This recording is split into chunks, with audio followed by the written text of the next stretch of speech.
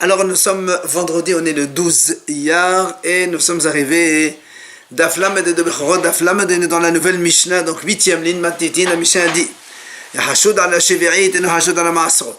si quelqu'un il est soupçonné de ne pas pratiquer les lois de Shve'it, donc il travaille la terre où ils vendent les fruits, et non hachot dans la Maasot, on peut acheter chez lui donc des produits.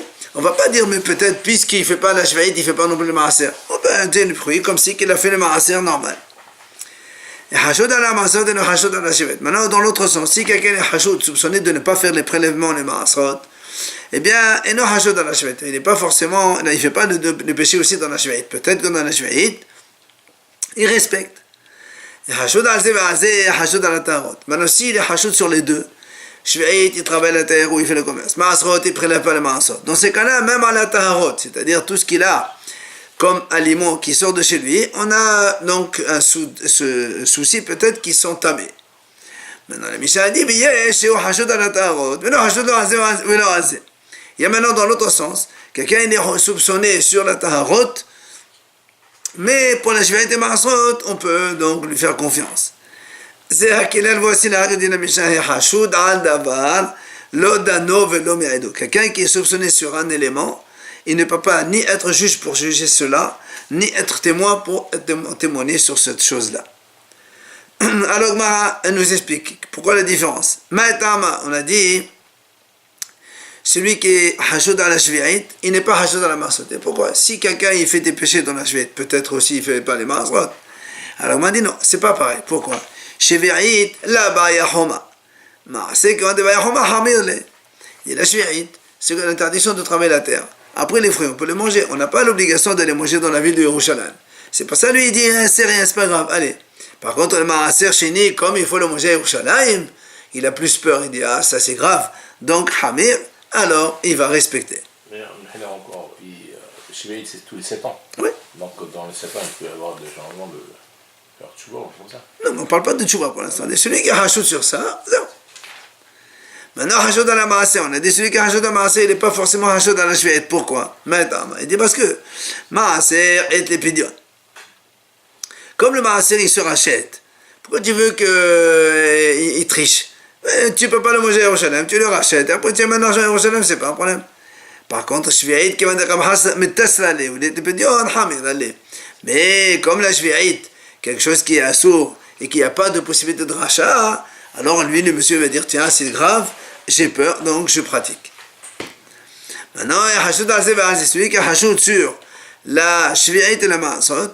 On a dit, il est aussi Hashoud sur la Taharot, c'est-à-dire donc tout ce qui sort de chez lui, il est donc Tahor. Et Rachid dit, enfin, la Gemara d'abord a dit pourquoi? Il dit qu'on dit Hashoud ça veut dire que puisque surcir les choses de la Torah, on le soupçonne, donc il ne le fait pas. Il faut sauver des choses de Rabbanan, qu'il est encore plus soupçonné. Donc la Taharot, c'est donc des Hachamim, puisqu'un homme, on n'est pas obligé de manger les Taharot tout le temps. Même quand on est tamé, on peut manger tamé. Mais lui, le fait de manger Honin B'Ahora, c'est des Rabbanan, ça. Maintenant, on a dit, Hashud à la Taharot. On a dit, des fois, un homme, il est soupçonné sur la Taharot, mais pour la Shvi'it et le Maaser, on peut le croire, on lui fait confiance. Alors on m'a dit, on m'a dit, évidemment, quelqu'un pour des choses des Hachamim, il peut être Michil, il méprise, mais dans la Torah, il est plus sérieux. Alors on m'a dit, comment tu dis ça? Voilà, pourtant nous on a vu, Ne'eman ala Taharot, Ne'eman ala Shvi'it. On a dit dans la Braïta, celui qui est Ne'eman, on le fait confiance sur la Taharot, on le fait confiance aussi sur la Shvi'it. Ça, donc, ça, on déduit de là. Hashid. Donc, ça veut dire que s'il est Hashoud soupçonné sur la Taharot, et il est Hashoud sur la Shvi'it. Comment toi tu m'as dit, sur les Hachamim, oui, mais pour la Torah, peut-être non. Amar Rabbi El'aïd. Il vient Rabbi El'aïd, il répond, Matnitin, dans notre Mishnah, pourquoi on a dit quand il est Hashoud sur l'un, il n'est pas forcément Hashoud sur l'autre, parce qu'on a vu, le monsieur là, il fait Maasrot, tu es dans la maison, donc on ne peut pas dire, puisqu'il ne fait pas ça, il ne fait pas ça non plus. Rabbi Yanai ben Rabbi Shmuel Amar, Et Rabbi Yana, il donne une autre réponse. Il dit Kéron, par exemple, par exemple, au début, il était soupçonné pour les deux. C'est-à-dire, aussi bien pour les Shvi'it Maasrot que pour les Tarot. Aussi bien la Torah que la Hachamim. Après, il est venu chez la Hachamim, il s'est engagé à respecter donc les lois de Shvi'it, Maasrot et Taharot Akol. On verra donc plus loin, donc qu'on peut faire donc un engagement de la Hachamim pour devenir ce qu'on appelle Haver. Haver, c'est un Hacham, c'est-à-dire qu'on lui fait confiance. Seulement après, et après, de nouveau, on l'a soupçonné pour l'un des deux, comme quoi, il soi-disant, il s'est engagé à respecter, mais il ne respecte pas. Et là, on dit, puisque maintenant, il a transgressé un des deux volets, c'est-à-dire au Shvi'it, au Maasrot, au Taharot, puisqu'il s'est engagé à respecter les deux, maintenant, il ne fait plus. Il ne fait plus l'autre non plus. Il vient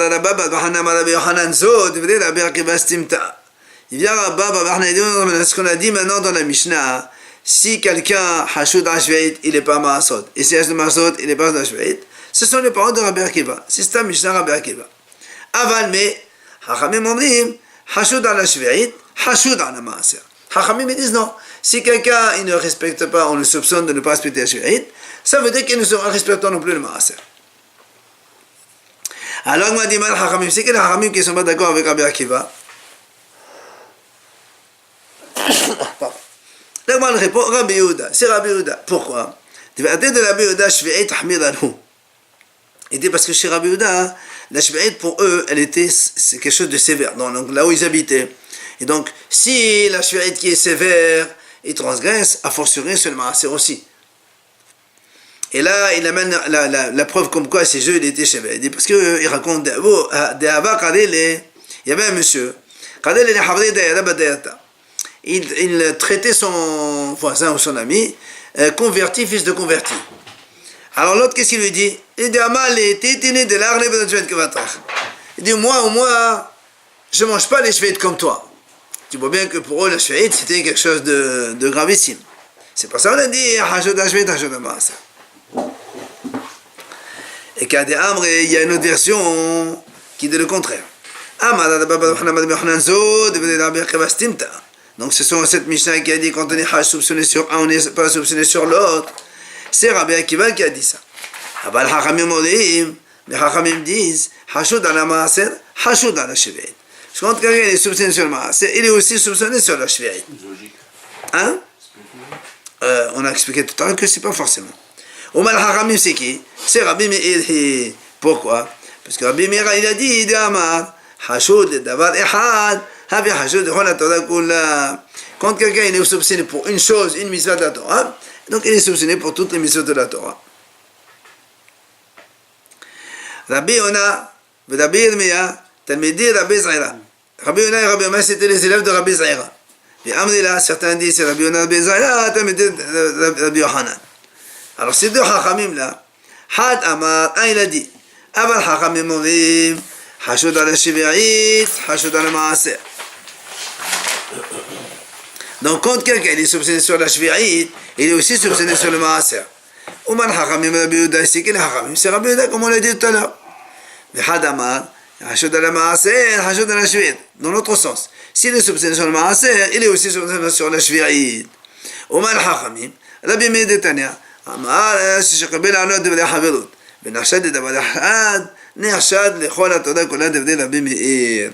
Voilà, Hachamim disent c'est Rabbi Meir, c'est qui? Qu'est-ce qu'il a dit? La Braïta nous dit comme ça, si on a un ignorant qui s'engage à être haver, c'est-à-dire donc à faire attention après le maaser, comme on verra tout à l'heure, et bien après si maintenant après on le soupçonne pour une des choses, alors il dit on ne fait plus confiance dans rien du tout. Et ça, c'est Rabbi Meir qui dit ça. Par contre, Hachamim, ils disent non. Hachamim, on ne le soupçonne que parce qu'on a vu qu'il a mal fait une chose, par exemple, Shvi'it, ou bien Maasot, ou bien Tarot, mais pas, tu ne peux pas généraliser. Il peut, on va dire comme ça, faiblir pour un élément, mais pas forcément pour toutes les méthodes de la Torah.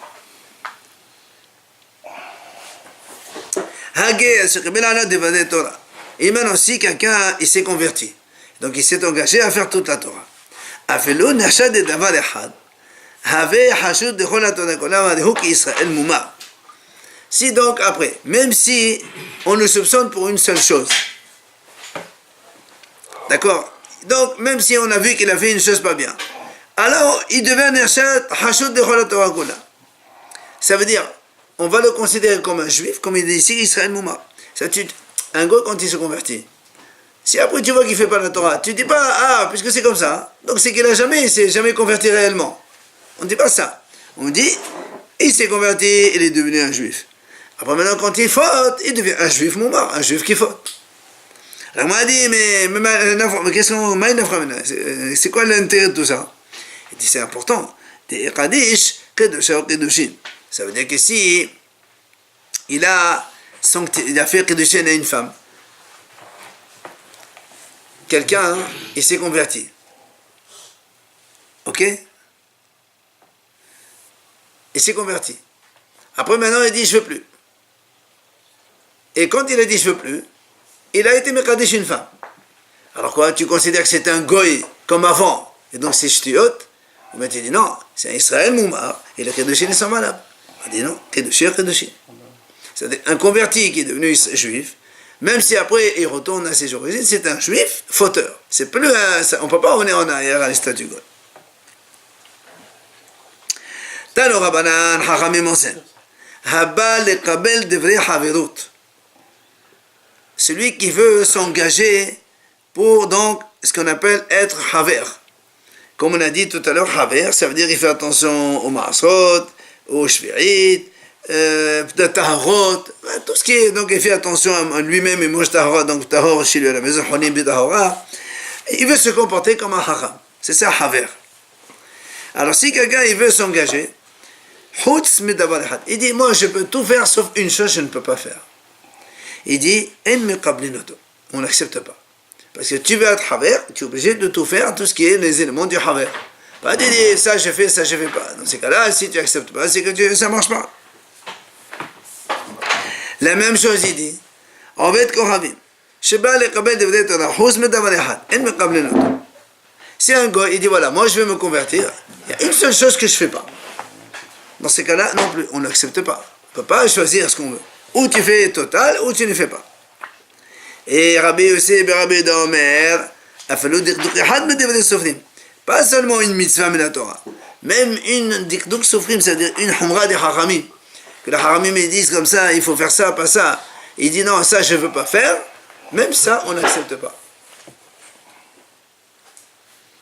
Vechen, encore une autre chose, Benevi sheba lekabel devdei lviya, vechohen sheba lekabel devdei kehuna, chutz medavar echad, en mekablin oto.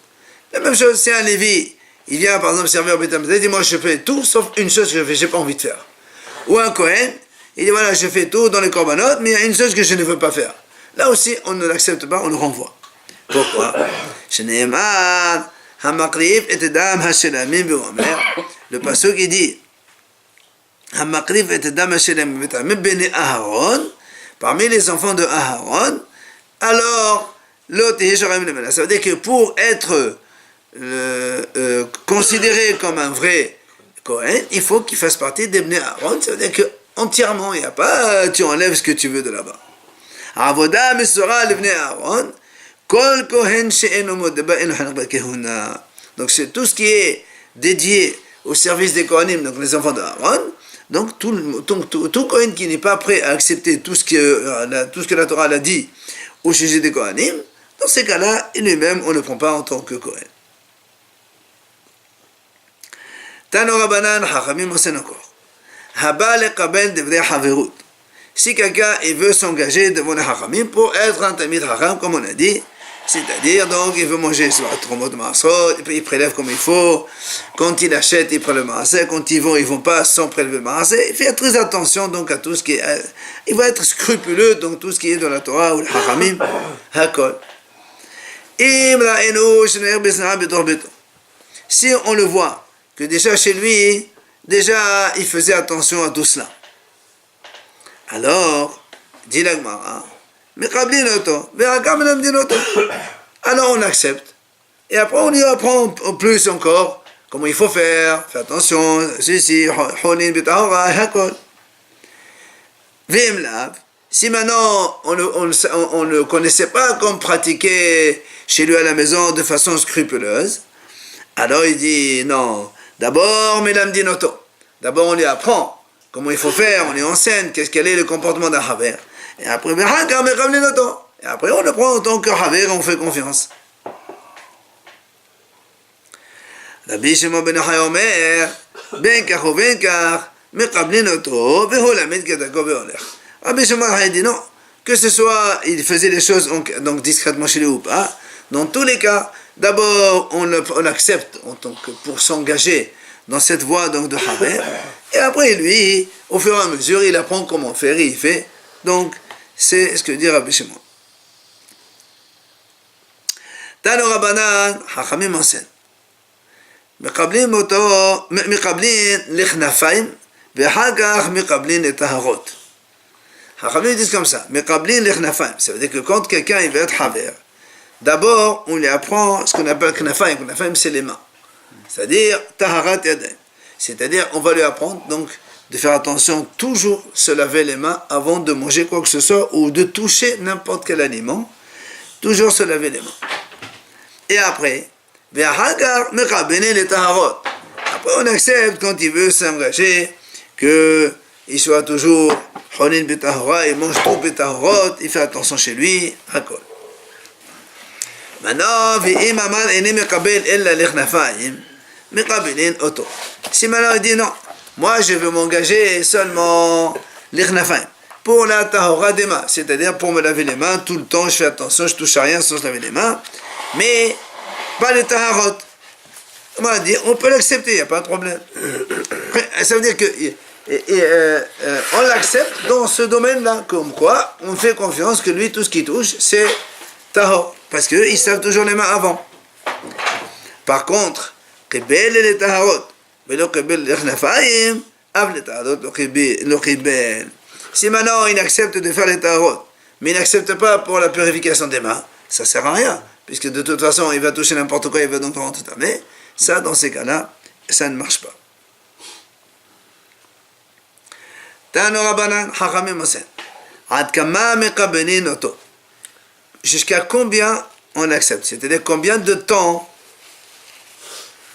il doit montrer dans l'exercice de cette chose-là pour qu'après on dise c'est bon, quel délai il faut. Dans tous les cas qu'on a parlé. Oui.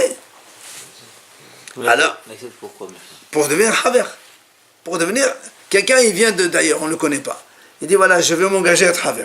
Il dit monsieur Bessed, tu fais ça, tu fais ça, tu fais ça, tu fais ça. Ben, on ne va pas les donner tout de suite haver, confiance du jour au lendemain. On le laisse d'abord, on vit avec lui, on regarde un peu comment il fait, et après on dit tant que c'est bon, Bessed Gamour, tu te comportes bien. Que dire haver? Haver c'est un tamid hacham, c'est-à-dire on fait confiance au niveau de la pureté, tout ça. Alors, justement, il m'a dit ad kama. Bet Shammai omrim la mashkin 30 yom. C'est-à-dire pour les liquides.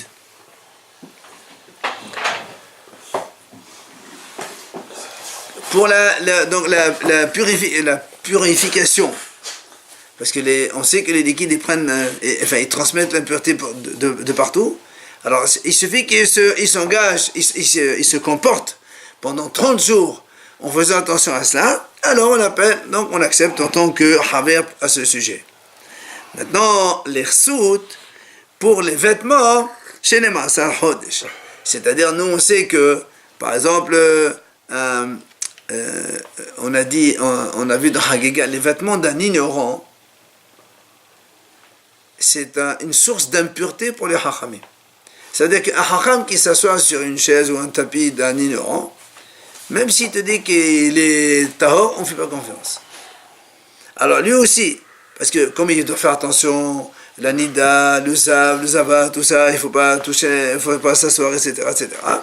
Donc c'est pour ça que comme les vêtements, il faut qu'il s'habitue pendant 1 an, avant qu'on le déclare, tu es scrupuleux à ce sujet, et on t'accepte en tant que haver à ce sujet. Ça c'est ce que disent Bet Shammai. Maintenant, Vitellel Omrim, Vitellel disent non. Aussi bien pour les liquides que pour les vêtements, il faut donc il pratique pendant 12 mois avant de l'accepter en tant que haver. Ah, la Gemara pose une question, si tu me dis ça, donc ça veut dire qu'ici, Beth Shammai, ils sont plus méril. Puisque Beth Shammai, ils disent pour les liquides 30 jours, pour les vêtements 12 mois. Et Beth Hillel, ils disent non, les deux c'est 12 mois, donc c'est Beth Hillel sont mahmir. Or, nous, on sait qu'il y a 6 choses qui sont marquées dans Maser Ta'adot là-bas, que Beth Shammai, ils sont méril, Beth Hillel mahmir, et pas plus. Alors pourquoi on n'a pas cité ça si c'est vraiment comme ça, hein? Et là, la Gemara répond non. Beth Hillel, on dit, en fait, il faut rectifier. Beth Hillel, ils ont dit aussi bien pour les liquides que pour les vêtements, il faut 30 jours et pas 12 mois, dans les deux cas. Donc, ils sont plus méril Beth Hillel que Beth Shammai. Siman, Haver, Talmid, Trelet, Meches, Hazal, Gabay, Ba'atzmot, tout ça, c'est des sujets qu'on va étudier maintenant. Tano Rabbanan, Hachamim disent, Haba leqabel devre Haverot.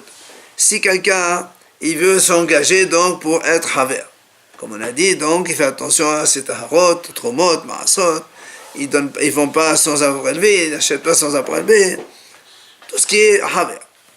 C'est-à-dire leqabel befnei shlosha Haverim. Il doit s'engager devant 3 haramim. Et,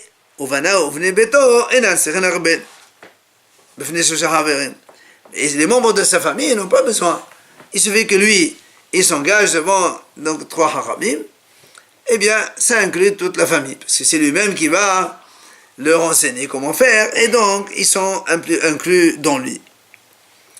Mais, Rabban Shimon ben Gamliel Omer, Rabban Shimon il dit non.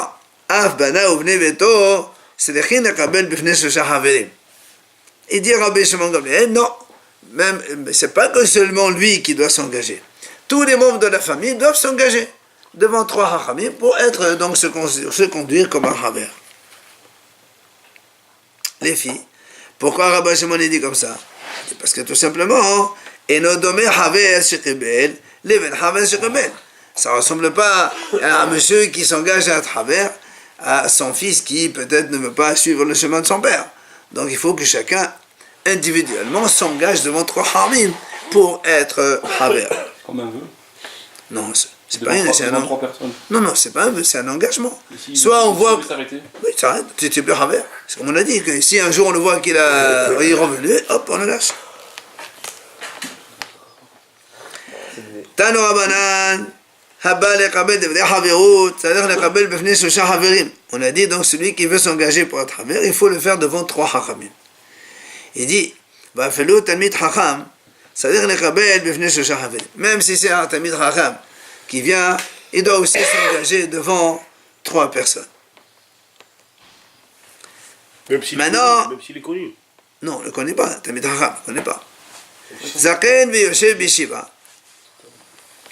Maintenant, si c'est un zaken v'yoshev b'shiva, un grand hacham qui enseigne à l'yeshiva, par exemple, rosh yeshiva, un truc comme ça, alors il dit, eno c'est-à-dire nekabel b'nei shosha haverim, shekeba kebel alam misha'a sheyashav. Il dit parce que lui, il n'a pas besoin de s'engager, puisque le fait d'être rosh yeshiva, c'est que déjà il est quelqu'un de pur. Et Abba Shaul Omer, Abba Shaul dit non, Av Tamid Chacham eno c'est nekabel b'nei shosha haverim. Il dit non. Même un Tamid Chacham, qu'on a dit tout à l'heure, il faut qu'il s'engage, lui dit Abba Shaul, il ne dit pas du tout. Un Tamid Chacham, il n'a pas besoin de s'engager devant 3 personnes, puisque lui-même, il est Tamid Chacham.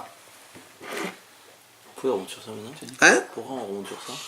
Parce que lui, il a dit un Tamid Chacham, il faut s'engager devant 3. Il vient, lui, il dit non. Abba Shaul dit non. On n'a pas les horaires chez Shiva. Ça fait rien, mais après, il revient sur l'autre.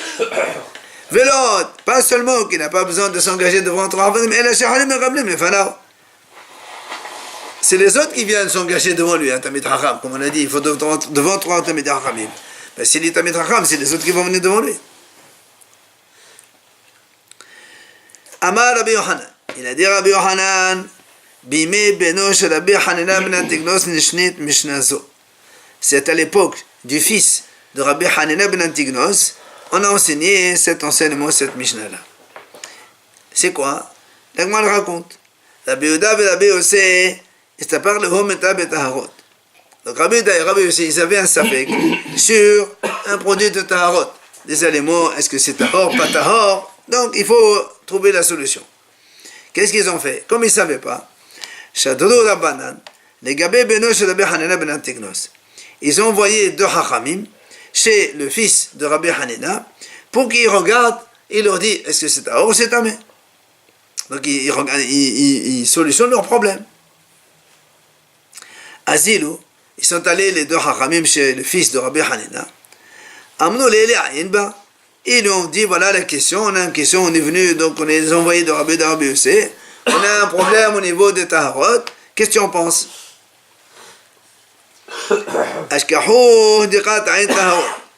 Quand ils sont venus lui demander la question, lui-même, le fils de Rabbi Hanina, il portait des Taharot, c'est-à-dire des aliments purs. Porté. Il portait sur lui, dans un sac ou dans l'épaule, ça n'a pas d'importance. Et alors, comme il devait s'arrêter pour réfléchir au problème et discuter, il a dit à ses élèves à lui de venir rester à côté du sac de la nourriture, comme ça personne ne touche, pendant que lui, il réfléchit au problème. C'est-à-dire, au lieu de dire aux deux Hachamim, surveillez le sac et moi je réfléchis au problème, il ne faisait pas confiance à ces deux-là qui sont venus, il ne connaît pas, mais il a dit à ses élèves, surveillez-moi que personne ne touche, le temps que je réfléchisse au problème. C'est normal, il est plus proche. À toi, on dit les élèves, ils sont retournés. Chez Rabbi Yossé, ils leur ont raconté, ils leur ont donné certainement la solution. Mais ils leur ont dit, voilà comment ça s'est passé.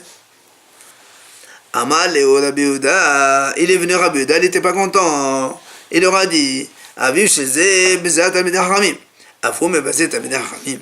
Si déjà son père, il a eu du mépris envers les Chachamim, lui aussi, il méprise les Talmidei Chachamim. Et Rachid explique en vérité, c'est pas vrai, son père il n'a pas méprisé. Seulement comme il était en colère d'agir de cette façon, qu'il a un petit peu fait bisaïon à ses élèves, c'est pour ça qu'il était en colère, il a dit comme ça.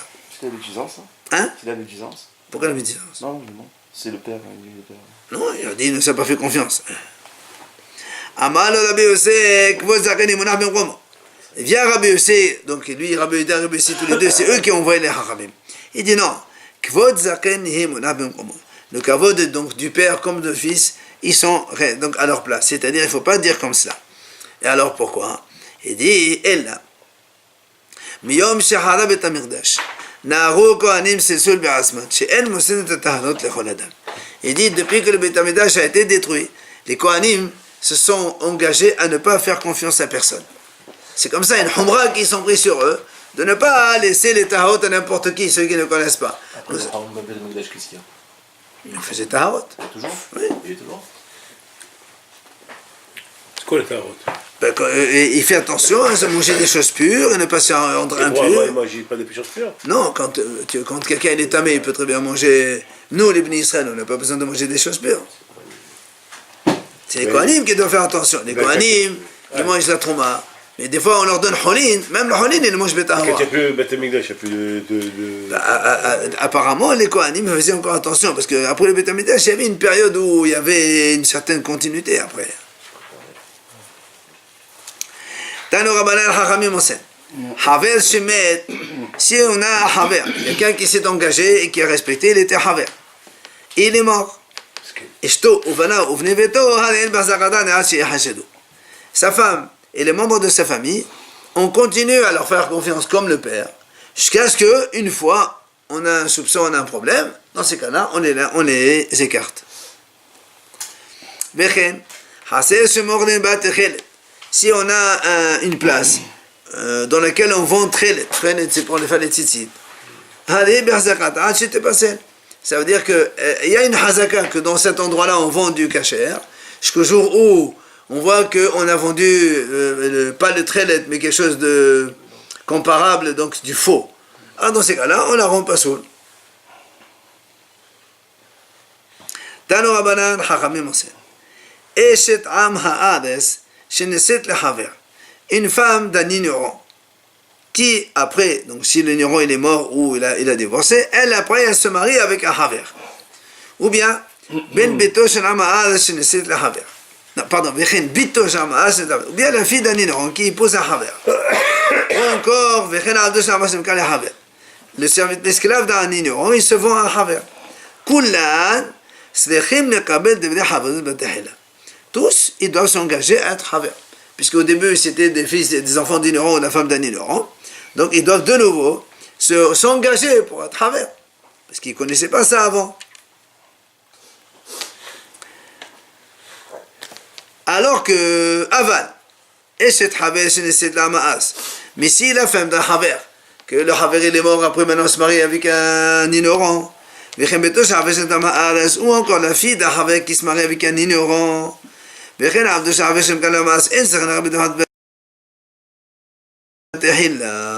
mais si un esclave d'un haver qui maintenant il se vend à un ignorant, il n'a pas besoin de s'engager devant la haverut, puisqu'il était lui chez le haver. Mustamal était chez haver, donc il reste haver. Il vient Rabbi Meir, il dit non. Rabbi Meir dit non. Quand ils vont maintenant changer de statut, avant ils étaient avec un haver, maintenant ils vont avec un ignorant, alors ils doivent s'engager à rester haver comme avant. Et d'ailleurs, Rabbi Shimon ben Azar, même Rabbi Meir, il ramène une preuve à ce qu'il a dit. Il dit, Maaseh b'isha achat. Il y avait une femme, Sheneset le haver, ve'ata komat lo tefillin al yado. Il dit, il y avait une femme qui était mariée avec un haver. Et elle faisait komat lo tefillin al yado, donc elle aidait à mettre les tefillin sur son bras. Quand après, après il est mort, il a divorcé, elle s'est mariée avec un ignorant, qu'est-ce qu'elle faisait? Elle lui fabriquait comme l'ignorant c'était un percepteur d'impôts du roi, donc elle faisait fabriquer comme des reçus, comme quoi celui-là il a payé ses impôts, celui-là a payé ses impôts, ses impôts. Alors, donc, c'est-à-dire que comme les percepteurs d'impôts de l'époque c'était des voleurs, parce qu'ils prennent chez n'importe quoi, chez n'importe qui, donc elle aidait dans ce vol. Donc tu vois, quand on se colle à un haram, alors on est haram. Mais quand on se colle à un ignorant, on devient ignorant comme lui. C'est pour ça que Rabbi Meir a dit, même la fille d'un haver ou la femme d'un haver, quand elle se marie avec un ignorant, il faut qu'elle s'engage de nouveau. Parce que le fait de rester avec un haver, c'est pas avec un ignorant, c'est risqué, comme on le voit dans la prophétie. Dis-moi que tu fais. D'accord.